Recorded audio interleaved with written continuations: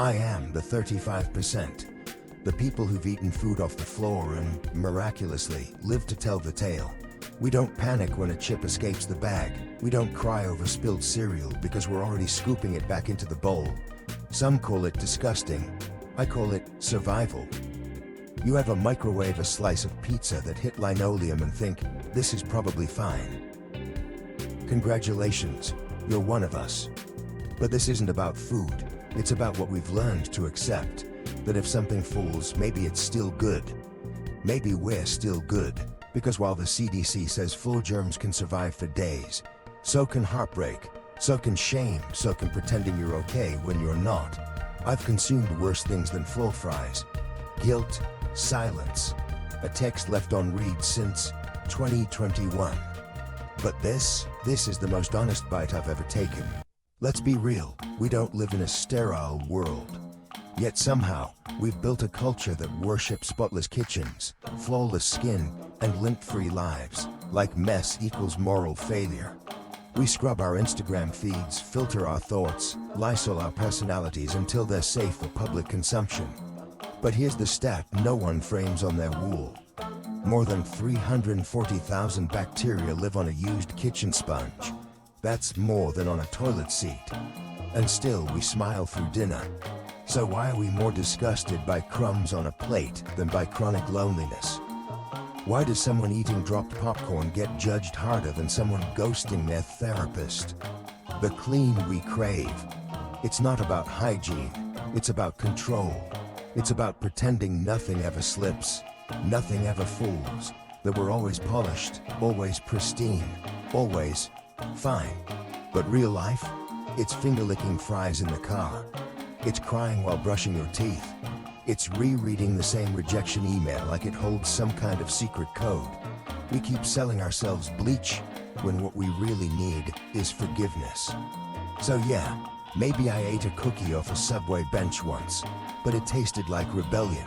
And maybe, just maybe, like truth. This wasn't a dare, this was an experiment. 1 week, no fresh food. Only what was dropped, discarded, forgotten, or rejected. Floor snacks, fridge orphans, plate scraps. Why? Because I wanted to know what we really throw away, and why. Not just food, but feelings, people, parts of ourselves we don't think are presentable anymore. Day 1, the conference room kickoff, accidental. Monday morning, company meeting, someone knocks over a tray, croissants scatter like buttery grenades. Everyone gasps, HR lady hisses, leave them. But me, I rescue one. Still warm, I eat it. Eyes on me, it's delicious. My manager nods, bold. I say nothing, but internally, I crown myself king of carbs and shame resilience. Day 2, roommate roulette. Our fridge, a wasteland of unlabeled sadness. I find a half burrito bitten, unwrapped, just resting on baking soda. Yours? Roommate shrugs, could be mine, could be cursed. I eat it anyway. The beans, spicy. The consequences, moral. Sometimes leftovers are just fear in foil. Day 3, the kids' chicken nut park bench. Kid drops nugget mid-tantrum. Parent, 5-second rule. Doesn't retrieve, they leave. I wait. 10 minutes, no return. I pocket the nugget. Later I microwave it with reverence. It's rubbery, but I taste innocence and a little playground gravel. Day 4, grocery store graveyard. Those lonely sample trays near the freezer aisle. Today they're my buffet. Mini quiche, toothpick shrimp, a cube of maybe cheese. Clerk eyes me, I flash the universal don't worry sign, phone to ear, yeah mom, I'm grabbing kale, love you too. I dip. Low. Protein, high. Day 5, dumpster dive light. Okay, not a real dumpster, a bakery box on top. Still sealed, muffins, expiration. Yesterday. I sniff, still sweet, eat 3, no regrets. Lesson, expiration dates are just suggestions with anxiety. Day 6, leftover love life. Ex's Tupperware, still in my cabinet. Inside, one lonely meatball. I text, yo, this yours? They reply, that meatball's older than our relationship. I eat it, out of spite. It's dry. I am not. Day 7, communion with myself. I sit alone, surrounded by crumbs, cartons, a mild stomachache. But I feel powerful. I've eaten shame, chewed on regret, and learned we don't just waste food. We waste moments because we think they're not good enough to savor. Final stats: almost gagged, laughed alone, 12 moments I felt like a raccoon philosopher. All of them. This wasn't about grossness. It was about reclamation. Because the world throws a lot away, and some of us are learning to pick it back up. It happened on a Thursday. Nothing dramatic. No moldy pizza, no food poisoning. Just me. Holding a half-eaten granola bar I found in my jacket pocket. And I couldn't do it, not because it was gross, but because I suddenly saw myself, not as the rebellious anti-waste icon I pretended to be, but as a person, eating a stale bar alone, in the dark, just to prove a point no one asked me to make. I sat on the kitchen floor surrounded by wrappers, plastic takeout forks, and it hit me. This wasn't about food. This was about worth, about the parts of me I kept recycling. Because I thought I didn't deserve new joy, new love, new chances. How many times had I accepted what fell, instead of reaching for what I really wanted? I didn't cry, but something cracked. Quietly, like the sound of a chip bag when no one's around to hear it. And I started thinking about all the almosts I'd digested in life. Almost happy, almost loved, almost enough. I used to laugh about being the person who'd eat off the floor. But that night, it didn't feel funny, it felt familiar. Too familiar. Because I wasn't just chewing old snacks, I was swallowing every single time I said it's fine, when it wasn't. Every time I lowered the bar, just to feel included. Every time I said yes to crumbs, and called it dinner. And the scariest part, I wasn't even hungry, I was just used to it. It took 6 days of trash food, and one night on the floor to realize, I'm not disgusting, I'm just done pretending. Maybe I don't need to fix myself. Maybe I just got here earlier than everyone else. Because here's the thing, we've all been taught to hide the mess, to filter the flaws, to only show the cupcake, not the crumpled wrapper. But what if the mess is the most honest part? What if the people who cringe at floor food aren't cleaner, just more afraid of being seen wanting something imperfect? What if I told you, I've never felt more powerful than when I picked up a broken fortune cookie off a diner seat, cracked it open and read, your hunger will teach you more than comfort ever could, like, okay, that's either divine timing or a rogue fortune writer watching my life like a sitcom. But here's what I learned. I'm not just someone who settles. I'm someone who knows things full. Jobs, friends, expectations. And I'm someone who's not afraid to reach down, pick them up, dust them off, and keep going. Call it gross. Call it weird. Call it sad. But don't call it weak. Because it takes strength to admit you're still hungry. To eat alone. To want more when everyone else says you should be grateful. I didn't do this to prove I'm fearless. I did it because I was tired of pretending I wasn't starving. And maybe you are too. Here's the big moldy truth. We're all dropping things, constantly. Opportunities, relationships, confidence, hope. And society? It's the polished kitchen where nobody admits they've ever dropped a damn thing.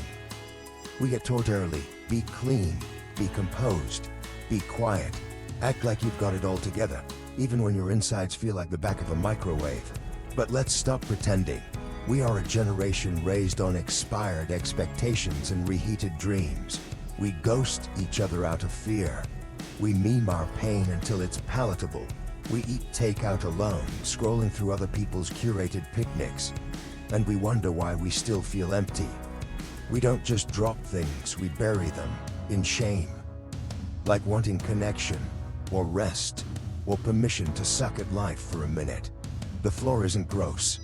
The floor is honest. It's where we toss the stuff we can't hold anymore. Dreams that didn't launch. Friendships that faded. The version of ourselves we thought would be enough by now. But guess what? There's beauty in bending down. In saying, yeah, that fell, but maybe it still matters. Because when we only celebrate what's perfectly plated, we miss the resilience of the ones who clean up their own mess and still choose to eat. No one posts their leftovers, but I will. Because that's where real life happens. Not in the filtered feed, but in the fallen moment we decide is still worth tasting. I didn't expect dignity to be wrapped in tinfoil, or truth to come in the form of a dropped slice of pizza. But here we are. This experiment, it wasn't about food. It was about shame. About what we've been told is too far gone to pick up again, and what we still believe about ourselves because of that. We grow up learning that worth is fragile. That once something falls, once we fall, it's over. Career setback, relationship failure, emotional breakdown, too late. You're gross. You're expired. You missed your window. But what if that's the lie? What if picking yourself back up doesn't make you pathetic? It makes you powerful. What if the things we discard the fastest, our unfiltered thoughts, our first drafts, our messy, cracked selves, are the exact things that make us human? You know what eating off the floor teaches you? That not everything that's fallen is ruined. That worth doesn't wipe off when you hit the ground. That sometimes the best bites come after the drop, because they come with a story, a laugh, a memory. I'm not saying everyone should go chew on pavement fries. Please don't, your dentist will cry. I'm saying, stop letting other people decide what's still good.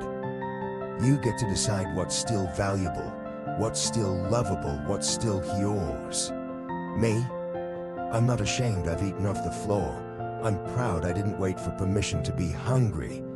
And I hope you don't either. I'm 35%. I've eaten food off the floor.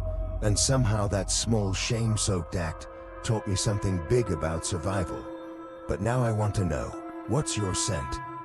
Are you the 61% who believe in ghosts but not in yourself? The 47% who've reread an old conversation like it might magically end differently? The 82% who act fine but feel like a cracked phone screen, still working, barely holding it together? Drop your number. Drop your weird truth. Drop your crumb. Because this isn't about food. It's about the stuff we quietly live through, the things we survive that never make it to our bios, the parts of ourselves we don't post. So let's do this together. Comment below with your percent. Tell me what you've picked up that the world told you to leave behind. Subscribe if you're into honest mess and allergic to fake polish. Turn on notifications if you're hungry for more cracked truths. Next episode, we're talking about the 48% who still think they're behind in life because someone else got there first. Spoiler, you're not behind, you're just building a different map. Till then, pick up your crumbs, eat your damn life, you're still good.